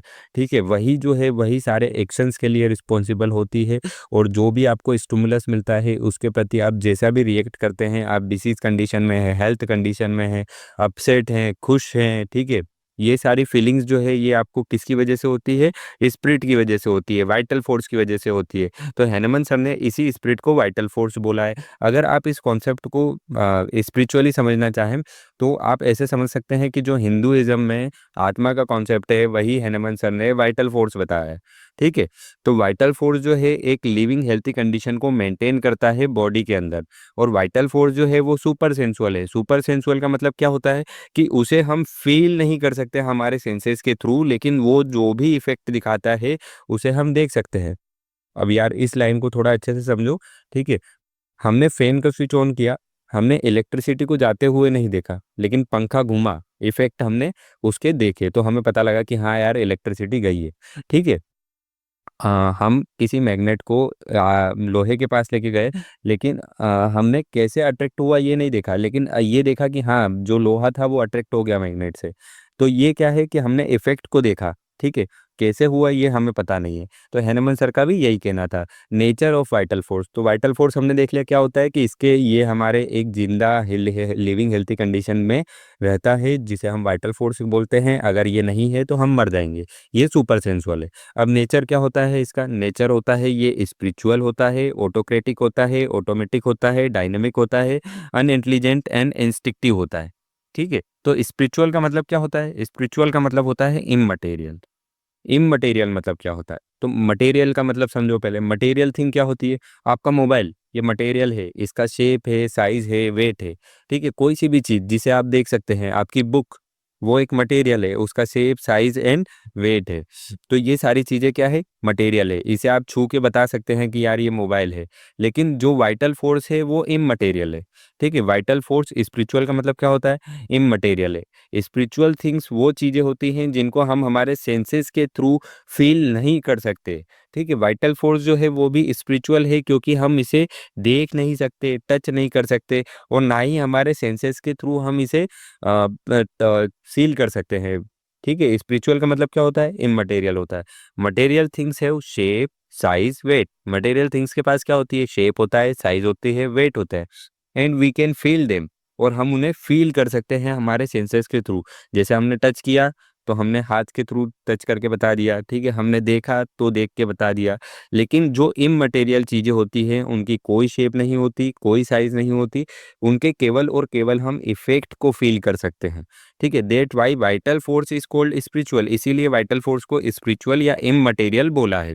एग्जाम्पल क्या है? वही एग्जाम्पल है कि we can not see electricity, हमने इलेक्ट्रिसिटी को नहीं देखा जब हमने पंखे को चालू किया तब, लेकिन वो पंखा घूमा तो हमें पता लगा कि हाँ इलेक्ट्रिसिटी गई है। जैसे हम मैग्नेट को लोहे के पास लेके गए तो लोहा अट्रैक्ट हुआ, तो हमने ऑब्जर्व किया अट्रैक्शन, लेकिन कैसे हुआ ये हमने नहीं देखा। In the same way we can not see vital force, इसी तरीके से हम वाइटल फोर्स को देख नहीं सकते, but we can feel its effect in health, disease and cure. लेकिन हम उसके इफेक्ट को देख सकते हैं कि हाँ हाँ, एक इंसान हेल्थी कंडीशन में उसका वाइटल फोर्स कैसा है, डिसीज कंडीशन में उसका वाइटल फोर्स कैसा है, और क्योर करेंगे तब वाइटल फोर्स में क्या क्या चेंजेस आएंगे। अब ऑटोक्रेटिक, ऑटोक्रेटिक क्या होता है? ऑटो मतलब होता है सेल्फ, क्रेटोस मतलब होता है पावर। ठीक है। क्रेटिक जो है वो कैरेटोस से लिया गया है, पावर होता है उसका मतलब। तो वाइटल फोर्स जो है वो सेल्फ पावर्ड है। उसको कोई मतलब कोई जो है सोर्स नहीं है उसका। जो स्टार्टिंग में मैंने बताया था कि हैनमन सर ने वाइटल फोर्स नाम दिया था 5th एडिशन में, 6th एडिशन में वाइटल प्रिंसिपल नाम कर दिया था, क्योंकि उन्हें पता था कि सोर्स, जो वाइटल फोर्स है उसको सोर्स की जरूरत होती है, किसी भी फोर्स को किसी सोर्स की जरूरत होती है, इसीलिए उन्होंने प्रिंसिपल नाम कर दिया था। Vital force is the supreme authority of our body. वाइटल फोर्स जो है वो सुप्रीम अथॉरिटी है, जैसे सुप्रीम कोर्ट हो गया। ठीक है। जो पूरे देश को गवर्न करता है, पूरे देश में क्या नियम, क्या रूल्स रेगुलेशन चलेंगे, ये सब कौन बताता है? सुप्रीम कोर्ट बताता है। तो वाइटल फोर्स जो है वो सुप्रीम कोर्ट है बॉडी का। ठीक है। वही बताता है कि हाँ भाई तेरे को ये काम करना है, तेरे को ये काम नहीं करना है। It is not govern by anything else, इसके ऊपर कोई नहीं है हमारी बॉडी में, यही सबसे ऊपर है। But it governs the material body. ठीक है। ये किसी के द्वारा गवर्न नहीं किया जाता, ये मटेरियल बॉडी को गवर्न करता है। मटेरियल बॉडी मैंने आपको समझा ही दिया, सेल्स, टिश्यू। ठीक है। इन सबको कौन चीज गवर्न करती है? वाइटल फोर्स गवर्न करना है। देयर फोर्स, वाइटल फोर्स क्या है? ऑटोक्रेटिक है। ऑटोमेटिक, ऑटो मतलब क्या होता है सेल्फ, मेटिक मतलब क्या होता है एक्टिंग। तो वाइटल फोर्स जो है वो सेल्फ एक्टिंग है, ठीक है। वाइटल फोर्स ऑटोमेटिक है क्योंकि ये अपने हिसाब से अपने आप काम करता है। It controls the whole material body, ये पूरी मटेरियल बॉडी को कंट्रोल करता है, रिस्पॉन्स करता है किसी भी नेचुरल स्टिमुलाई के ऊपर जो उसे एक्सटर्नली मिला है।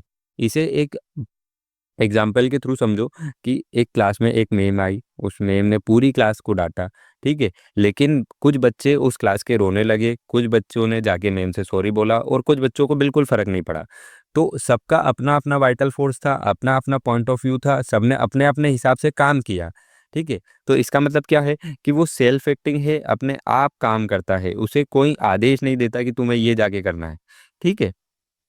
इसके बाद फिर क्या है, डायनामिक है। डायनामिक का मतलब क्या होता है, फोर्स इन एक्शन।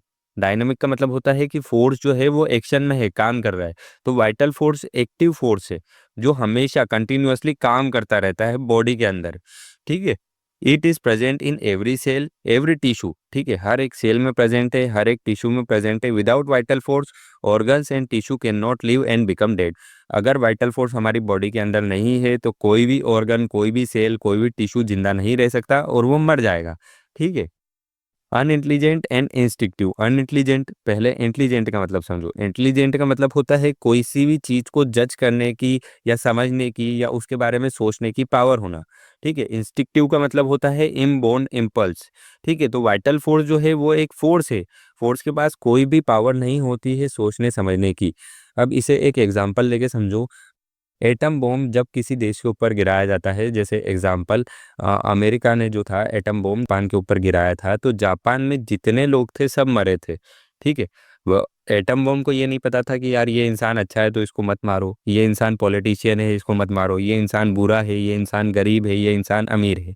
उसको जो मिला उसने सबको मारा।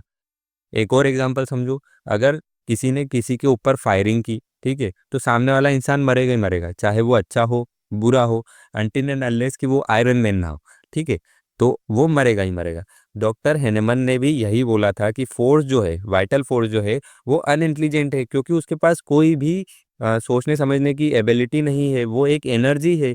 एनर्जी के पास कोई भी सोचने समझने की या जज करने की एबिलिटी नहीं होती है। इंस्टिक्टिव का मतलब क्या होता है, inborn impulse. Inborn impulse in the sense vital force work according to the physical constitution of a person, not by the reason knowledge और थिंकिंग। वाइटल फोर्स जो है किसी भी इंसान के फिजिकल कॉन्स्टिट्यूशन के अकॉर्डिंग एक्ट करता है, ठीक है। कोई इंसान दुबला है तो उसे ठंड लगेगी, ज़्यादा लगेगी, और कोई इंसान फैटी है, मोटा है, तो उसे कम ठंड लगेगी, ठीक है। तो वाइटल फोर्स जो है वो फिजिकल कॉन्स्टिट्यूशन के अकॉर्डिंग एक्ट करता है जब उसे कोई स्टिमुलाई दिया जाता है, ना कि रीजन से, ठीक है, नॉलेज से या थिंकिंग से एक्ट नहीं करता है। वाइटल फोर्स फिजिकल कॉन्स्टिट्यूशन के अकॉर्डिंग एक्ट करता है। तो डॉक्टर हेनेमन ने जो लाइन बोली थी वो लाइन आपको जरूर एग्जाम में लिख के आनी है अगर याद रह जाती है तो। बट द वाइटल फोर्स, लेकिन जो वाइटल फोर्स है, which of itself can act according to the physical constitution of organism, जो अपने आप केवल और केवल फिजिकल कॉन्स्टिट्यूशन ऑफ ऑर्गेनिज्म के ऊपर एक्ट करता है, and is not guided by reason knowledge and reflection. ये कोई भी रीजन से, नॉलेज से या रिफ्लेक्शन, ठीक है, पुरानी चीज़ों की यादों से काम नहीं करता है। ये केवल और केवल फिजिकल कॉन्स्टिट्यूशन पे बेस्ड होके काम करता है, ठीक है। Every form of energy is unintelligent, सभी फॉर्म एनर्जी के जो हैं वो अनइंटेलिजेंट है, but acts by it's natural impulse. Natural impulse in the sense natural impulse जैसा उन्हें काम करना चाहिए, ठीक है। बट कैन नॉट जज और change the situation, it always work by instinct, ठीक है। वो सिचुएशन के अकॉर्डिंग चेंज नहीं हो सकते कि ये इंसान अच्छा है, सज्जन आदमी है तो इसको मैं नहीं मारूंगा, ठीक है। वो अगर फायरिंग किसी के ऊपर की जाएगी तो वो मरेगा ही मरेगा, ठीक है। वो अपने इंस्टिंक्ट, इनबोर्न इम्पल्स के थ्रू एक्ट करता है, ठीक है, और वो सामने वाले को खत्म ही करेगा और उसको जो काम करना है वो करेगा ही करेगा। नेचर ऑफ वाइटल फोर्स क्या होता है, स्पिरिचुअल होता है। स्पिरिचुअल मतलब इममटेरियल, ऑटोक्रेटिक मतलब सेल्फ पावर, ऑटोमेटिक मतलब सेल्फ एक्टिंग, डायनेमिक मतलब force in action, unintelligent and instinctive होता है। तो अभी तक हमने क्या क्या पढ़ा?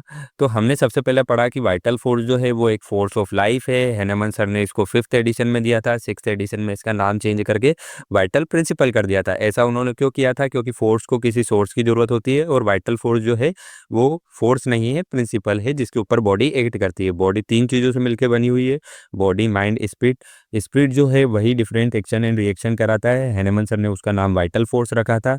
हिंदुइज्म में उसको आत्मा बोलते हैं। वाइटल फोर्स जो है एक लिविंग हेल्थी कंडीशन को मेंटेन करके रखता है। सुपर सेंसुअल होता है। सुपर सेंसुअल मतलब कि हम इसे फील नहीं कर सकते हमारे सेंसेस के थ्रू, लेकिन हम इसके इफेक्ट को देख सकते हैं।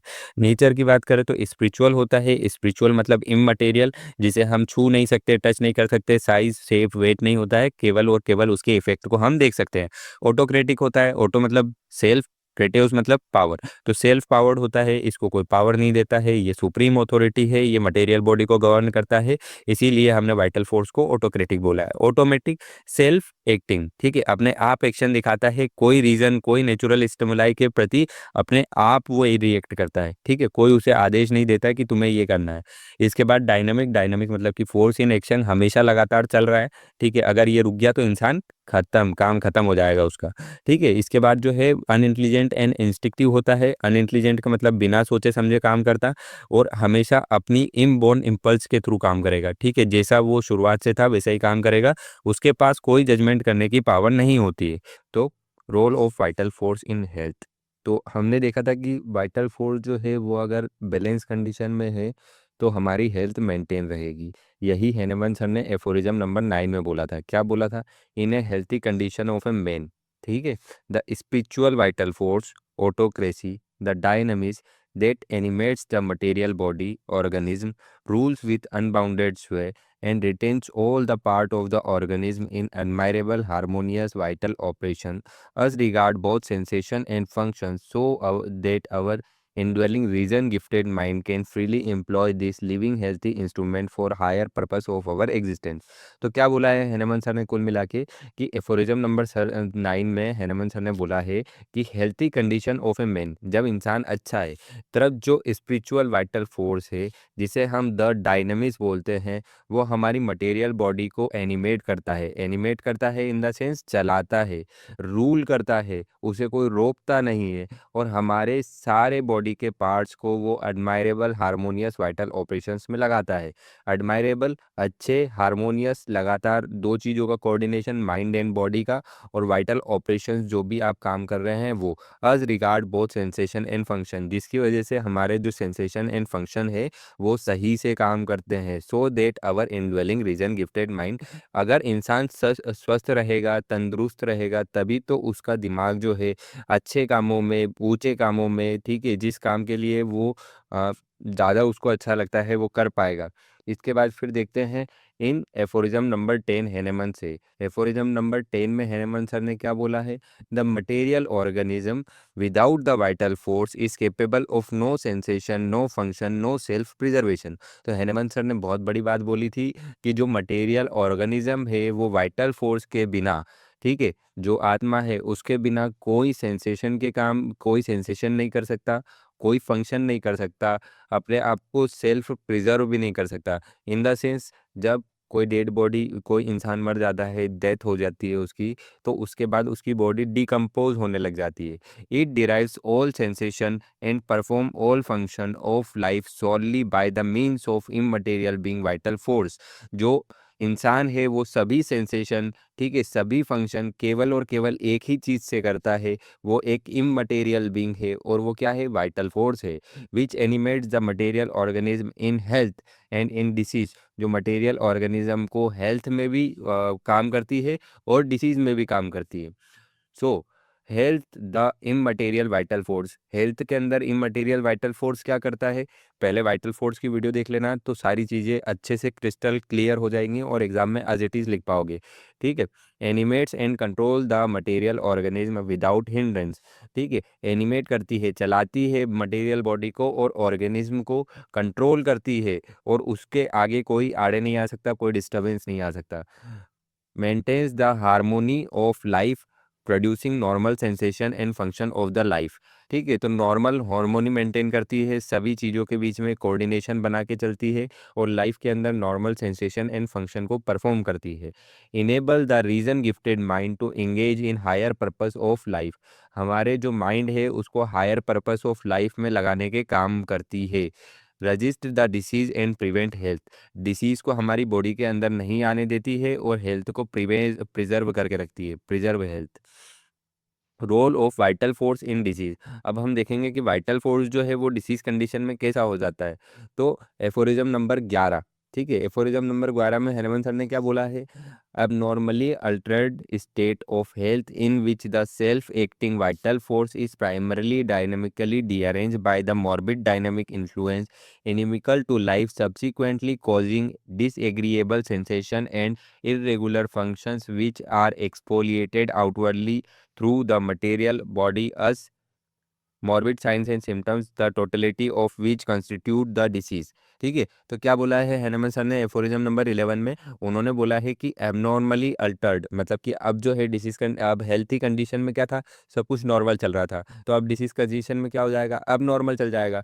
एबनॉर्मल अल्टर्ड मतलब कि उल्टी हो जाना, हेल्थ स्टेट से उल्टा हो जाना, डिसीज डिसीज कंडीशन की स्टेट हो जाना। इन विच सेल्फ एक्टिंग वाइटल फोर्स, जो वाइटल फोर्स है वो क्या हुआ, प्राइमरी, पहले वाइटल फोर्स डीअरेंज हुआ, डायनेमिकली डीअरेंज। डायनेमिकली क्यों यूज़ किया है, क्योंकि वाइटल फोर्स जो है वो डायनामिक है, तो उसे कोई डीअरेंज करने वाला जो चीज़ है, जो फोर्स है, वो भी डायनामिक ही होगा, ना कि मटेरियल होगा। Dynamically derange by morbid dynamic influence. Morbid dynamic influence क्या होता है, खराब डायनेमिक इन्फ्लुएंस जो हमारी हेल्थ को खराब करे, ठीक है, जिनके प्रभाव में हम आके हमारी जो हेल्थी स्टेट है वो डिसीज स्टेट में चेंज हो जाए, और जो इनिमिकल हो लाइफ के, मतलब कि जो लाइफ से उल्टा हो, लाइफ को ख़त्म करने वाला हो, subsequently causing disagreeable sensation and irregular function. जिसकी वजह से क्या होगा, डिसएग्रीएबल मतलब कि जो सेंसेशन है वो एबनॉर्मल हो जाएंगे, जो फंक्शंस है वो इरेगुलर हो जाएंगे, और वो हमें दिखेंगे, कैसे दिखेंगे वो सेंसेशंस एंड फंक्शंस। कोई भी इंसान के सेंसेशन एंड फंक्शन तब दिखते हैं जब वो कोई काम करता है। तो जैसे किसी को डिसीज़ होगी, चिकन पॉक्स हुआ, तो हमने कैसे देख के बताया कि उसके स्किन पे जो थे वो दाने आ गए, धब्बे आ गए, ठीक है। कुछ भी अगर डिसीज़ होती है तो स्किन पे कुछ ना कुछ तो आता है, कुछ ना कुछ साइंस एंड सिम्पटम्स देखने को मिलते हैं। जैसे अगर कोई इंसान को बुखार हुआ है तो उसके हाथ पाँव दुखेंगे, ठीक है, बॉडी गर्म होगी, तो इस टाइप से उसके नॉर्मल सेंसेशन एंड फंक्शंस जो हैं वो एबनॉर्मल में कन्वर्ट हो जाएंगे और वो बाहर की तरफ हमें दिखेंगे इन मटेरियल बॉडी के ऊपर। उन्हीं को मॉर्बिड साइंस एंड सिम्पटम्स को जब हम टोटलिटी बनाते हैं तो उसको हमने क्या बोला, डिसीज बोला, ठीक है। जो वाइटल फोर्स है वो स्पिरिचुअल है, तो वाइटल फोर्स स्पिरिचुअल है तो उसे कोई डिस्टर्ब तब कर पाएगा जब वो स्पिरिचुअल हो, ठीक है, और उसके अगेंस्ट काम करता हो, उसके अपोजिट काम करता हो, तभी जाके वो वाइटल फोर्स को अफेक्ट कर पाएगा और उससे स्ट्रोंगर हो। अगर दो इंसान की लड़ाई होती है तो उससे स्ट्रोंगर इंसान जो है वो उसको दबा देता है पहले वाले को। इसीलिए वाइटल फोर्स से अगर कोई स्ट्रोंगर फोर्स आएगा तभी जाके वो वाइटल फोर्स को दबाएगा, तब जाके इंसान जो है वो बीमार होगा। व्हेन दिस हैपन, जब ये होता है तो vital force no longer rule with unbounded से। अब वाइटल फोर्स जो है वो पूरी अपनी एडमायरेबल हार्मोनी में काम कर नहीं पाएगा, ठीक है, और बॉडी को रूल नहीं कर पाएगा क्योंकि डिसीज आ गई है। It's normal working become abnormal, जो नॉर्मल पहले काम कर रहा था वो अब एबनॉर्मल हो जाएगा, हार्मोनी जो है वो डिस्टर्ब हो जाएगी। Because of this disturbance abnormal sensation and function appear in the body. These are seen as signs and symptoms which together form disease. So disease occurs when the normal harmony of the vital force is disturbed. इस disturbance की वजह से abnormal sensation और functions appear होंगे body के ऊपर। This are seen as sign and symptoms, और जिनको हम साइंस एंड सिम्टम्स के रूप में बाहर बॉडी पे देख सकते हैं। विच टुगेदर फॉर्म डिसीज, जो साथ में मिलके हम जब सारे साइंस एंड सिम्टम्स को मिलाएंगे तो डिसीज बन जाएगी। So disease occurs when abnormal normal harmony of the vital force is disturb. तो डिसीज कब होगी, जब नॉर्मल हार्मोनी जो है वाइटल फोर्स की वो डिस्टर्ब हो जाएगी। यहाँ पे वही लिखा हुआ है कि वाइटल फोर्स जो है वो नॉर्मल हेल्थ को मेंटेन करके रखता है, अब वो डिस्टर्ब हो गया, डिसहार्मोनी आ गई तो डिसीज हो गई। Doctor Hahnemann says in aphorism number 12 of Organon of medicine, क्या बोला था, it is morbidly affected vital force along that produce disease. तो उन्होंने ये बोला था कि जब वाइटल फोर्स अफेक्ट होगा, केवल और केवल जब वाइटल फोर्स अफेक्ट होगा तभी डिसीज प्रोड्यूस होगी, ठीक है। Role of vital force in cure, cure में क्या क्या मदद करता है, वाइटल फोर्स को हमें क्योर में कैसे देखना है। तो सबसे पहले तो विदाउट मेडिसिन देखते हैं कि विदाउट मेडिसिन जो है वाइटल फोर्स अपने आप को ठीक कर पाता है या नहीं कर पाता है। तो इन एक्यूट डिसीजेस, ठीक है, एक्यूट डिसीजेस मतलब कि जो सडन डिसीज होती है, जिनका ऑनसेट सडन होता है, क्योर फिक्स्ड होता है, ठीक है, वो टाइप की, जैसे जैसे सर्दी, खांसी, जुकाम, बुखार, ठीक है, ये सब हो गया। If the acute disease are not of too violent character, the vital force can overcome the disease condition through its own power without help, outside help। तो क्या लिखा है कि जब डिसीज जो है, जो एक्यूट डिसीज है, वो वायलेंट कैरेक्टर की नहीं है, मतलब ज़्यादा हानिकारक नहीं है, तो वाइटल फोर्स जो है अपने आप को हील कर लेगा, अपनी खुद की पावर से वो अपने आप को हील कर लेगा, और उसकी वजह से उसको कोई भी बाहरी मदद की ज़रूरत नहीं है। बाहरी मदद इन द सेंस मेडिसिन की ज़रूरत नहीं है, बट इस कंडीशन में थोड़ी बहुत वाइटल एनर्जी जो है वो हमारी लूज हो जाएगी। और कुछ कंडीशन में जब एक्यूट डिसीज बहुत ज़्यादा हानिकारक होती है, तो वाइटल फोर्स अपने आप से क्योर करने के लिए कैपेबल नहीं होता है, डिसीज से बाहर नहीं निकल पाता है, डिसीज कंडीशन से, और कंप्लीटली डिस्ट्रॉय हो जाता है, इन द सेंस इंसान की डेथ हो जाती है। अगर हम इन दोनों ऊपर वाले केसेस में होम्योपैथिक मेडिसिन का यूज़ करें, तो ना केवल हम वाइटल एनर्जी को सेव करेंगे, बल्कि पेशेंट की जान को भी बचा सकते हैं। ठीक है, तो ये हमने बात की थी एक्यूट डिसीज़ में। अब क्रोनिक डिसीज़ में हम बात करते हैं कि विदाउट मेडिसिन क्रोनिक डिसीज़ में वाइटल फोर्स कैसे एक्ट करता है। तो क्रोनिक डिसीज़ क्या होती है? क्रोनिक डिसीज़ वो डिसीजेज़ होती हैं जो लंबे समय से चल रही हो। जैसे जोड़ों का दर्द, घुटनों का दर्द, ठीक है? कैंसर, ये सब जो है, ये सब क्रोनिक डिसीजेज़ की कैटेगरी में आता है। तो in chronic disease the vital force alone can not extinguish the disease, hence it requires medicinal help its cure. ठीक है? तो क्रोनिक डिसीज़ में जो है वाइटल फोर्स अपने आप को जो है डिसीज़ कंडीशन से छुड़ा नहीं सकता, डिसीज़ कंडीशन से अलग नहीं कर सकता, इसीलिए उसे मेडिसिन की ज़रूरत पड़ती है, होम्योपैथिक मेडिसिन की ज़रूरत पड़ती है क्योर करने के लिए।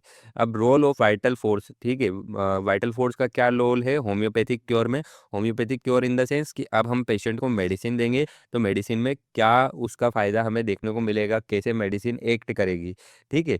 वो अब हम इसमें देखेंगे।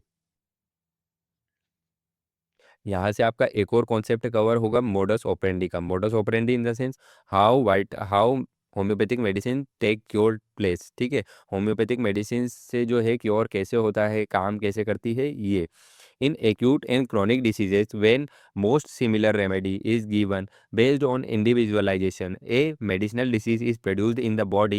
This medicinal disease removes the natural disease. Now only the medicinal disease remains. This is called primary action of medicine। तो क्या लिखा है? कोई सी भी एक्यूट और क्रोनिक डिसीज के टाइम पे जब हम पेशेंट को मोस्ट सिमिलर रेमेडी देते हैं, उसका इंडिविजुअलाइजेशन करके, ठीक है, तो मेडिसिनल डिसीज जो है वो प्रोड्यूस होती है। मेडिसिन हमने दी, तो मेडिसिन ने हम मेडिसिन कैसे देते हैं? जब हमने हेल्दी ह्यूमन बीइंग को वो मेडिसिन खिलाई थी, तो हमें वो सिम्पटम्स देखने को मिले थे। तो उस सिमिलरिटी के बेसिस पे हमने एक पेशेंट को मेडिसिन दी, मेडिसिन ने मेडिसिनल डिसीज़ प्रोड्यूस करी। अब मेडिसिनल डिसीज़ जो है वो स्ट्रॉन्गर है, सिमिलर है, तो वो जो वीकर डिसीज़ है, नेचुरल डिसीज़ है, उसको हटा देगी। इसको हमने प्राइमरी एक्शन ऑफ मेडिसिन बोला है। Now vital force use it power to remove the medicinal disease. अब वाइटल फोर्स जो है केवल और केवल मेडिसिनल डिसीज़ से जूझ रहा है, तो अब वो मेडिसिनल डिसीज़ को रिमूव करने की कोशिश करेगा, और मेडिसिनल डिसीज़ अपने आप धीरे-धीरे डिसअपियर हो जाएगी। कैसे डिसअपियर हो जाएगी? क्योंकि हमने डोज़ जो है वो माइन्यूट दिया है, कम दिया है, और short and limited type of action रहता है। ठीक है? Now vital force is free from both natural and medicinal diseases. अब वाइटल फोर्स जो है वो फ्री है, काहे से? नेचुरल डिसीज़ से और मेडिसिनल डिसीज़ से, हेंस क्योर हो गया। ठीक है? तो क्योर का क्राइटेरिया क्या होता है? Removal of all signs and symptoms. हमें पता कैसे लग रहा था कि कोई इंसान बीमार है? जब हम उसके एक्सटर्नल साइंस एंड सिम्पटम्स को देख रहे थे। तो जब वो सब चले जाएँगे तो क्योर हो जाएगा। Restoration of dynamically balance leading to normal functioning of the vital force, restoration of the normal healthy state. ठीक है? तो कुल मिला के restoration of the normal healthy state लिख सकते हो कि जो वाइटल फोर्स था वो डायनेमिकली रीअरेंज हो गया था, तो उसको हमें वापस से रीअरेंज फॉर्म में लेके आना है, उसकी नॉर्मल फंक्शनिंग कराना है, तो उसी को हम हेल्थ बोलेंगे। Cure relates to the patient as a whole. जो क्योर है वो पूरे पेशेंट, पूरे बॉडी बॉडी को देना है, ठीक है, एक पर्टिकुलर पार्ट को नहीं देना है। सर्जिकल रिमूवल और removal by any local means is external manifestation is not cure, ठीक है। आप किसी को मुंह पे मसे वसे हो रहे हैं या कुछ भी हो रहा है तो आप बाहर से केवल उसको लोकल ऑइंटमेंट देके अगर उसको रिमूव करते हैं या सर्जिकली से रिमूव करते हैं किसी भी चीज़ को, फोड़े फुंसी के लिए नहीं बोल रहा हूँ, कोई सी भी डिसीज़ के लिए अगर कोई एक्सटर्नल दिख रही है उसको आप सर्जरी से रिमूव करते हैं या लोकल मीन्स से रिमूव करते हैं तो उसे हम क्योर नहीं बोलेंगे। क्यों नहीं बोलेंगे समझो, क्योंकि वाइटल फोर्स जो है वो इंटरनल है, तो जब तक इंटरनल क्योर नहीं होगा तब तक एक्सटर्नल भले आप कुछ भी कर दो, ठीक है, क्योर थोड़ा ना माना जाएगा, डिसीज और इंटरनल जाती जाएगी।